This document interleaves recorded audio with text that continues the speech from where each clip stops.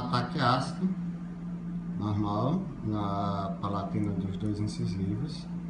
Depois, retiraria o ácido, faria a aplicação do primer, certo?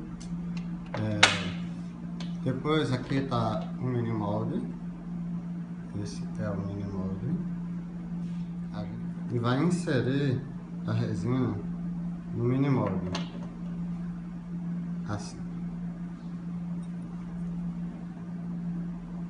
Vai inserir para que não fique bolha, coloca bem. Depois de inserir a resina, coloca o mini molde com essa face mais quadrada voltada para incisal. Coloca no lugar, colocado no lugar. Depois é só